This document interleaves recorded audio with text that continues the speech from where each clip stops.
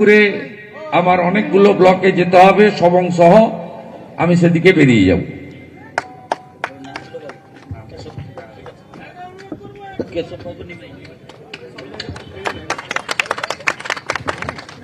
আরে টাইপ অফটা তুলো না, বারবার তুমি তুলে নিচ্ছ কেন? কি করছো তোমরা?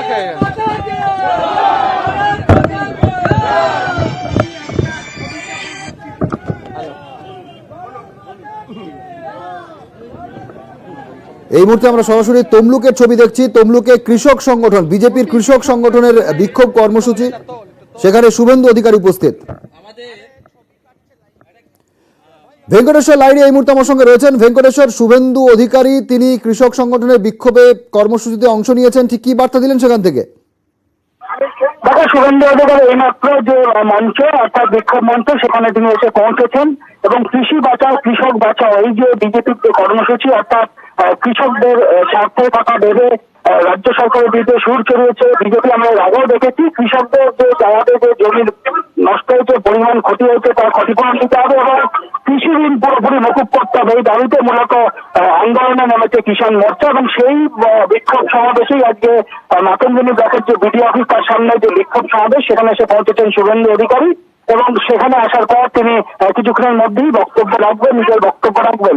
যদিও আমরা দেখেছি আগে গতকাল আমরা হাসখালিতে দেখেছি শুভেন্দু অধিকারী সেখানে তিনি বিক্ষোভ কর্মসূচিতে অংশ নিয়েছিলেন, সেখানেও তিনি রাজ্য সরকারের বিরুদ্ধে সুর চড়িয়েছিলেন এবং 2024 নির্বাচনের আগে যে পাখির চোখ করে কৃষকদের মন পেতে চাইছে বিজেপি, এমনটা রাজনৈতিক মহল মনে করছে এবং 3 দিনের যে টানা কর্মসূচি তার দ্বিতীয় দিন এখান থেকে তমলুক থেকে সভা মঞ্চ তিনি বক্তব্য রাখার পর শুভেন্দু অধিকারী তিনি সভাপতি করেন, সেখানে তার আজকে একটি বিক্ষোভ সমাবেশ রয়েছে। একেবারে ভেঙ্কটেশ্বর, আমরা কথা বললাম প্রতিনিধি ভেঙ্কটেশ্বর লাহিড়ির সঙ্গে। আমরা এই খবরে নজর রাখবো, তার পাশাপাশি যে খবরের দিকে নজর রাখবো, আজ নতুন মেয়র ঘোষণা। কিছুক্ষণের মধ্যেই বৈঠক শুরু হবে তৃণমূল কংগ্রেসের মহারাষ্ট্র নিবাস হলে। সেই বৈঠকে স্থির করা হবে যে কলকাতার নতুন মেয়র কে।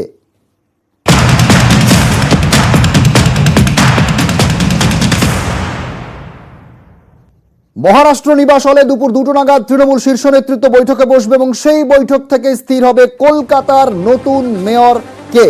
আবির ঘোষাল প্রতিনিধি রয়েছেন আমার সঙ্গে। আবির, দুপুর 2টো নাগাদ বৈঠক, এখনো পর্যন্ত ঠিক কি আপডেট, কারা কারা এসে পৌঁছলেন?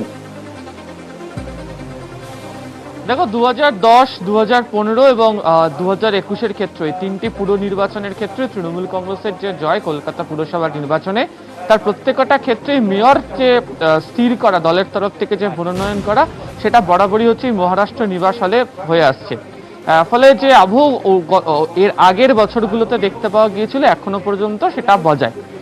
চলতি যে বা সদ্য সমাপ্ত যে কলকাতা পুর নির্বাচন যেটা হলো সেখানে তৃণমূল কংগ্রেসের তরফ থেকে যারা অভিজ্ঞ এবং একই সঙ্গে হচ্ছে নতুন একঝাঁক মুখকে নিয়ে আসা হয় এবং তারাই নির্বাচনে প্রতিদ্বন্দ্বিতা করেন এবং ফল বেরোনোর পরে দেখতে পাওয়া যাচ্ছে যে তৃণমূল কংগ্রেস তাদের যে জয়ের অংশ যেটা 2015-তে যা ছিল তার থেকে অনেকটা বেশি বৃদ্ধি করে নিয়েছে। অভিজ্ঞতার ভিত্তিতে এবং অবশ্যই নতুনদেরকে জায়গা করে দেওয়া এই দুইয়ের মিশেলে পুরো বোর্ড গঠন করা হবে। কলকাতা পুরসভার যে তৃণমূল কংগ্রেসের তরফ থেকে যে ইস্তাহার প্রকাশ করা হয়েছিল 10 দিগন্ত, তাও হয়েছিল হচ্ছে এই মহারাষ্ট্র নিবাসের যে হল সেখানে দাঁড়িয়ে এবং সেদিন বা তার পরবর্তী সভাগুলোর ক্ষেত্রে একটা বিষয় দল পরিষ্কার করেছিল যে গত কয়েক বছর ধরে যারা অভিজ্ঞতার নিরিখে কলকাতা পুরসভা সম্পর্কে জানে, তার কারণ 3টে বিষয়ের উপর ভিত্তি করে আগামী দিনে পুরো বোর্ড প্রথম যে কাজটা করতে চায়, এক হচ্ছে জল যন্ত্রণা রুখে দেওয়া, দ্বিতীয়ত হচ্ছে পানীয় জলের সমস্যার সুরাহা করা, আর তৃতীয়ত হচ্ছে কলকাতাকে পুরোপুরিভাবে দূষণমুক্ত করা। তো সেই 3টে বিষয়ের উপর নির্ভর করে যারা অভিজ্ঞ যারা রয়েছেন তাদের উপর দায়িত্ব নিয়ে চলতে পারে। এখনো পর্যন্ত একাধিক কাউন্সিলরকে দেখতে পাওয়া যাচ্ছে যারা নির্বাচিত হয়েছেন, তারা একে একে এসে উপস্থিত হতে শুরু করেছেন। দলের রাজ্য সভাপতি তিনি সকাল থেকে তিনি এখানে ছিলেন, তিনি রয়েছেন। 1:40 নাগাদ এখানে মমতা বন্দ্যোপাধ্যায়ের এসে উপস্থিত হওয়ার কথা আছে। সেটা একাধিক যারা দলের যারা শীর্ষ নেতারা রয়েছেন তাদের আসার কথা, কলকাতার যে সাংসদ উত্তর এবং দক্ষিণ কলকাতা তাদের থাকার কথা আছে। এছাড়া কলকাতার যে সমস্ত বিধানসভা কেন্দ্রগুলি রয়েছে তার বিধায়করাও আসতে পারে। ফলে একদিকে মেয়র, অন্যদিকে হচ্ছে চেয়ারম্যান, অন্যদিকে হচ্ছে প্রধান স্পিকার এবং হচ্ছে কারা মেয়র পরিষদ বা বড় চেয়ারম্যান হতে পারেন সেই সংক্রান্ত আলোচনাও আজকে এখান থেকে চূড়ান্ত হতে পারে বলে দলীয় সূত্রে খবর। অনেক ধন্যবাদ আবির। আমরা কথা বললাম সরাসরি প্রতিনিধি আবির ঘোষালের সঙ্গে। নতুন মেয়র যিনি হন তার কাছে অনেকেরই, সাধারণ মানুষের যেমন প্রত্যাশা রয়েছে, রাজনৈতিক দলের নেতা নেত্রীদেরও প্রত্যাশা রয়েছে। আমরা বিরোধী রাজনৈতিক দলের সদস্য বিকাশ রঞ্জন ভট্টাচার্য, তার প্রত্যাশা জানতে চেয়েছিলাম। শ্রমিক ভট্টাচার্য বিজেপি নেতা, তার কাছ থেকেও জানতে চেয়েছিলাম নতুন মেয়রের থেকে তিনি কি প্রত্যাশা করছেন, শোনাবো। দেখুন, দুর্নীতির মধ্য দিয়ে যে নির্বাচনে মানুষের রায় প্রতিফলিত হয়নি, তার মধ্য দিয়ে যারা নির্বাচিত হবে তারা দুর্নীতির ঊর্ধ্বে উঠতে পারবে না। সুতরাং তাদের কাছে কোনো প্রত্যাশা করাটা মূর্খামি। আমরা বিগত 10 বছর দেখেছি এদের একমাত্রই কাজ হচ্ছে বিজ্ঞাপন করা, বেআইনি কাজ করা, তলাভূমি বুঝিয়ে ফেলা। অতএব এদের কাছ থেকে কিছু প্রত্যাশা একমাত্র অবিবেচক মানুষরাই করতে পারেন। আমি সেই দলে পড়তে রাজি নই। তাদের আভ্যন্তরীণ রাজনীতি সমীকরণ কি, তাদের ইন্টারনাল ফিউড কিভাবে রিফ্লেক্টেড হবে মেয়র নির্বাচনে, সেটা সম্পূর্ণ তৃণমূলের আভ্যন্তরীণ বিষয়। আমরা তো চাইছি প্রধান এই মুহূর্তে পশ্চিমবঙ্গের সামনে যেটা সমস্যা, পশ্চিমবঙ্গের রাজনৈতিক সংস্কৃতি, পশ্চিমবঙ্গের যে একটা সামাজিক বিন্যাস, সেটা পরিবর্তন হোক। এটাই আমাদের প্রত্যাশা, এবং সেই প্রত্যাশা মেয়র পূরণ করতে পারবে না এবং বর্তমান সরকারে পূরণ করতে পারবে না। কারণ ভবিষ্যৎ প্রজন্ম কার্যত একটা দিশাহীন, শুধু নয়, চরম অন্ধকার একটা যুগের দিকে ঢুকে যাচ্ছে। 22 নম্বর ওয়ার্ডের জয়ী প্রার্থী কাউন্সিলর মীনা দেবী পুরোহিত, তিনি নতুন মেয়রের কাছে কি প্রত্যাশা করছেন, শোনাবো তার বক্তব্য। যা কুর্সিতে ছিল সুভাষচন্দ্র বোস, যা কুর্সিতে ছিল আপনার বিধানচন্দ্র রায়, যা কুর্সিতে ছিল দেশবন্ধু চিত্তরঞ্জন দাস, যা কুর্সিতে ছিল সুব্রত মুখার্জি, এরকম ভালো লোক হলে ভালো হবে। ডেভেলপমেন্ট করুন কলকাতা শহরে, ক্লিন অ্যান্ড গ্রিন কলকাতাকে করুন। সব থেকে হবে কি, ক্লিন অ্যান্ড গ্রিন কলকাতা হলেই মানুষ খুশি থাকবেন। সবাই চাইছে কলকাতা পরিষ্কার রাখতে। সবসময় যত আমার ক্ষমতা ছিল আমি আমার নিজের কথাকে রেখেছি হাউসে, আবার রাখবো। সম্মানীয় নবারুণ নায়ককে, যাকে গতকাল আমাদের গঠিত রাজ্য কমিটিতে অন্যতম সম্পাদক হিসেবে আমাদের পার্টি স্বীকৃতি দিয়েছে, তাকে প্রথমেই আমি অভিনন্দন জানিয়ে আমার উত্তরীয়টা তার গলায় আমি তুলে দিলাম। কারণ এই লোকসভা কেন্দ্রে আমরা এগিয়ে আছি। গত লোকসভা বিধানসভার হিসাবে সামান্য ভোট হলেও এই লোকসভায় আমরা এগিয়ে আছি, এবং 24 সালে এই লোকসভা আসন আমরা মোদিজিকে দেব, এই অঙ্গীকার আমরা করতে পারি। এখানে কিষাণ মোর্চার সহদেব ভাই সঞ্চালনা করছেন। আমি এর আগেও সহদেবের প্রোগ্রামে এসেছি রক্তদান সেবামূলক কাজে। এখানে জেলা কিষাণ মোর্চার সভাপতি সম্মানীয় বিশ্বনাথ ব্যানার্জি এবং দলের পক্ষে যিনি এই কর্মসূচিতে প্রমুখ করা হয়েছে সাহেব দাস সাধারণ সম্পাদক, তাদের দুজনকে অভিনন্দন জানাচ্ছি যে তমলুক সাংগঠনিক জেলায় সমস্ত ব্লকে আজ থেকে এই কর্মসূচি চলছে। আমি আগামীকাল 11টায় নন্দীগ্রাম 2, 3টের সময় নন্দীগ্রাম 1-এ হাজার হাজার কৃষক নিয়ে কিষাণ মার্চে উপস্থিত থাকব। এখানে আমাদের মাইনরিটি মোর্চার মুস্তাক ভাই আছেন, তপন দা আছেন জেলা কমিটির সহসভাপতি, প্রবীণ নেতা বিজন মিত্র মহোদয় রয়েছেন, এবং সর্বোপরি এই ব্লকের যিনি কর্মসূচির সহ আমাদের কৃষক যাদের আমরা 3 জনকে সম্বর্ধিত করলাম, তাদের প্রত্যেককে আমি অভিনন্দন জানাই। আপনারা জানেন 14, 15, 16, 3 দিন আমাদের সিঙ্গুরে কৃষক অবস্থান হয়েছিল। সেই কৃষক অবস্থানে আমাদের দাবি ছিল 1 নম্বর, অতি বর্ষণে আলু চাষি, পান চাষি, ফুল চাষি, আমন চাষিদের যে ক্ষতি হয়েছে, পশ্চিমবাংলার মুখ্যমন্ত্রী যিনি কথায় কথায় দান করেন, ভাতা যার একমাত্র ভবিষ্যৎ, এবং ভাতা যার বর্তমান এবং ভিত্তি, তিনি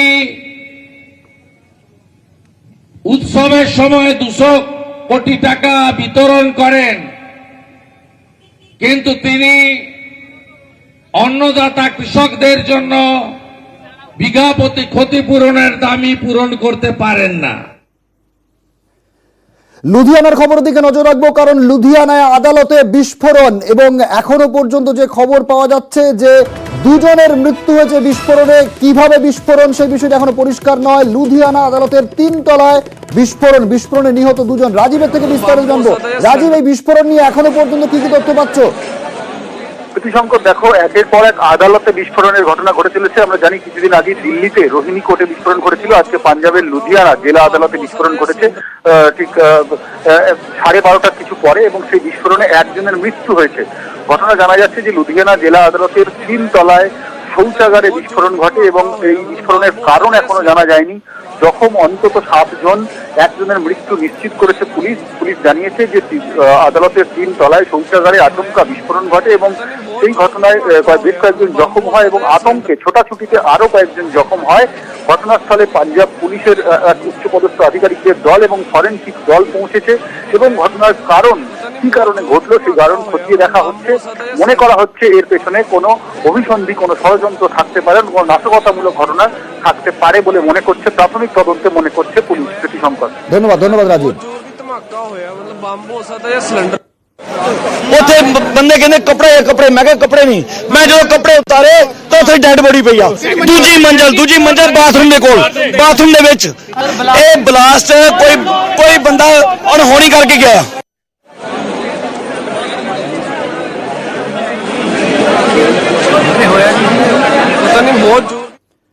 ফের বিশ্বভারতী রাজ্য সংঘাত। কি কারণে সংঘাত? পৌষ মেলা সংক্রান্ত বিষয়ে সংঘাত। কারণ এবারও পৌষ মেলা বন্ধ থাকছে, কিন্তু রাজ্যের ঘাড়ে দোষ চাপাচ্ছেন বিশ্বভারতীর উপাচার্য বিদ্যুৎ চক্রবর্তী।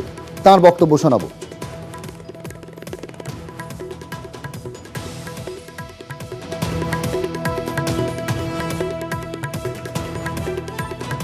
পরোক্ষভাবে রাজ্যের ঘাড়ে দোষ চাপাচ্ছেন বিশ্বভারতীর উপাচার্য বিদ্যুৎ চক্রবর্তী। এবারেও পৌষ মেলা বন্ধ থাকছে। তিনি বলছেন, বারবার স্বাস্থ্য দপ্তরকে চিঠি দেওয়া হয়েছে, কোন রকম কিছু চিঠির উত্তর পাওয়া যায়নি। শোনাবো। করার প্রচেষ্টা আমরা অক্টোবর মাস থেকে নিয়েছি। কেন্দ্রীয় বিশ্ববিদ্যালয় কেন্দ্রীয় সরকারের অনুমতি দিতে হয়।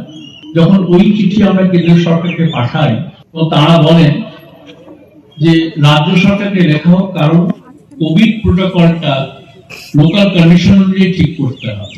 আমরা রাজ্য সরকারের স্বাস্থ্য সচিবকে লিখি, যে চিঠি আমরা অক্টোবরের গোড়ার দিকে লিখেছিলাম, সেই চিঠি আমরা 3 বার তাকে রিমাইন্ডার বলা হয় দিন, সেই জবাব কিন্তু আজও আমরা পাই। সেই পরিস্থিতিতে পৌষ মেলা করাটা কতটা যুক্তিযুক্ত সে সম্বন্ধে কিন্তু আমরা খুব চিন্তায় পড়ে গেলাম। তাই শেষ মুহূর্তে ঠিক করলাম যে পৌষ মেলা বোধহয় আমরা এবারে করতে পারলাম না। পৌষ মেলা বোধহয় এবার করা সম্ভব নয়, উপাচার্য বিদ্যুৎ চক্রবর্তী এমনটাই বলছেন। চন্দ্রনাথ সিনহা পাল্টা কি বলেছেন শোনাবো। উনি নাটক অনেক কিছু করতে পারেন, কখন কি নাটক করছে সেটা আমরা বুঝতে পারছি। উনি যেটা মিথ্যা কথা বলছেন, জানি না কোথায় কাকে চিঠি দিয়েছেন, কি চিঠি দিয়েছেন, কিন্তু আমরা এটুকু জানি পৌরসভা মাঠের পারমিশন চেয়েছিল, সেই পারমিশন উনি দেননি বা তার জবাবে কিছু বলেন। উনি তো হরদম মিথ্যা কথা বলেন। এখন এটা যে কাকে দিয়েছে, কি দিয়েছে আমরা কিছু জানিও না, এবং আমরা মনে হচ্ছে যে আজকে ছাতিমতলায় যে পৌষ উৎসব উনি শুরু করেছেন, যেটা দেবেন ঠাকুর শুরু করেছিল, সেটাকে কলুষিত করেছেন মিথ্যা কথা। চন্দ্রনাথ সিনহার বক্তব্য শুনলাম। সৌগত রায় তৃণমূল সাংসদ, তিনি বলছেন কথায় কথায় রাজ্যের সঙ্গে লড়াই করেন উপাচার্য। শোনাবো। উনি কি করলেন না করলেন তা তো আসা যায় না। বিশ্বভারতীতে মধ্যে মেলা না হলেও বোলপুরে মেলা হচ্ছে, মেলার মাঠেই হচ্ছে, এবং আমার সঙ্গে রাজ্য সরকারের সংস্থারা বোলপুর পৌরসভারাই করছে। আমার সঙ্গে অসিত মাল ওখানকার সাংসদ, তার কথা হয়েছে। ওরা এ করার জন্য যা করতে হবে, মেলা আজকেই তো উদ্বোধন হবে। এই বিশ্বভারতীর উপাচার্য শুধু কথায় কথায় রাজ্য সরকারের সাথে লড়ে যাচ্ছেন, এটা ঠিক নয়। সৌগত রায় তিনি বলছেন কথায় কথায় বিশ্বভারতীর উপাচার্য, তিনি যে কোনো ইস্যু নিয়ে রাজ্যের সঙ্গে শুধু লড়াই করেন। বিজেপি নেতা শ্রমিক ভট্টাচার্য রয়েছেন আমার সঙ্গে এই মুহূর্তে। শ্রমিক দা, আমরা শুনলাম সৌগত রায় তিনি বলছেন যে বিশ্বভারতীর উপাচার্য তিনি কথায় কথায় যে কোনো ইস্যুতে রাজ্যের সঙ্গে শুধু লড়াই করেন। আপনার প্রতিক্রিয়া নেব। হঠাৎ এখন লড়াইয়ের প্রসঙ্গ কোথা থেকে এলো সেটা তো আমায় বলতে হবে। কিসের লড়াই, কেন লড়াই? বারবার চিঠি দিয়েছেন তিনি, এমনটাই বলছেন, এবং চিঠি দেওয়ার পরও রাজ্যের তরফে কোনো উত্তর পাওয়া যায়নি। এই প্রসঙ্গে সৌগত রায় তিনি বলছেন যে আপনি আমাকে সেটা প্রশ্ন করছেন যখন পুরো প্রশ্নটা করুন। বিশ্বভারতীর উপাচার্য যে বক্তব্য রেখেছেন তার প্রেক্ষিতে সৌগত রায় তিনি বলছেন বিভিন্ন ইস্যুতে, শুধু পৌষমেলা ইস্যু নয়, একাধিক ইস্যুতে রাজ্যের সঙ্গে লড়াই করা অভ্যেস বিদ্যুৎ চক্রবর্তীর। দেখুন, কেন্দ্রীয় বিশ্ববিদ্যালয়ের উপাচার্যের সঙ্গে গন্ডগোল, তার বিরুদ্ধে অভিযোগ, সাংবিধানিক প্রধান রাজ্যপাল তার বিরুদ্ধে অভিযোগ, কেন্দ্রীয় সরকারের প্রধানমন্ত্রী, স্বরাষ্ট্রমন্ত্রী তাদের বিরুদ্ধে অভিযোগ। এই সংঘাতের পথ তৃণমূল কংগ্রেস বেছে নিয়েছে। তারা যুক্তরাষ্ট্রীয় কাঠামোর মধ্যে থেকে সেই কাঠামোর বিরোধিতা করছেন এবং সবচেয়ে বড় কথা হচ্ছে এটি শিক্ষাঙ্গনে তারা এ ধরনের জবরদখলের রাজনীতির অনুপ্রবেশ ঘটিয়ে দিচ্ছেন। অতীতেও বিতর্ক হয়েছে, বিতর্ক চলছে, বিতর্ক কারোর কাছেই কাম্য নয়। অন্তত বিশ্ববিদ্যালয়ের প্রাঙ্গণ এটা থেকে মুক্ত হোক, এই দখলদারি বা ব্যক্তিগত ইগো স্যাটিসফাই করার রাজনৈতিক থেকে মুক্ত হোক, এটাই কাম্য। যা কিছু আছে মানুষের চোখের সামনে স্পষ্টই আছে। রাজ্যপালকে একটি বিশ্ববিদ্যালয়ের উপাচার্য বলছেন যে রাজ্য সরকার চায় না আমি আপনার সঙ্গে দেখা করি, সেজন্য দেখা করতে পারছি না। রাজ্যপাল কোনো জায়গায় গেলে তার দরজা বন্ধ করে দেওয়া হচ্ছে। এই হচ্ছে এই রাজ্যের বর্তমান পরিস্থিতি। মুখ্যমন্ত্রী প্রশাসনিক বৈঠকে বসে প্রশাসনিক ভবন নবান্ন থেকেও দেশের প্রধানমন্ত্রীকে ক্রিটিসাইজ করছেন। তো এটাই, এভাবেই তৃণমূল কংগ্রেস চলেছে। তৃণমূল কংগ্রেসের রাজনীতি সম্পূর্ণভাবেই মানে ঘৃণা, বিদ্বেষ এবং বিরোধিতার রাজনীতি। তারা কোনো অবস্থাতেই সমন্বয় চায় না, সংঘর্ষ এড়াতে চায় না, কেন্দ্র বিরোধিতাকে বাঁচিয়ে রাখতে চায়। তো এই রাজনীতিতে আমরা বিশ্বাসও করি না। আর আমরা চাইবো এই সমস্যা মিটে যাবে রাজ্য সরকারের সঙ্গে। অন্তত শিক্ষকের একজন উপাচার্যের সঙ্গে রাজনৈতিক দলের নেতারা রাজনৈতিক বিবৃতিতে জড়িয়ে পড়বেন, এটা কাম্য নয়, এটা সুশীল সমাজ আশা করে না, এবং এটা কোনো শিক্ষাবিদ মানে বিদ্যার্থী কেউই এটা চান না। এই অবস্থা থেকে বেরিয়ে আসা উচিত। ধন্যবাদ।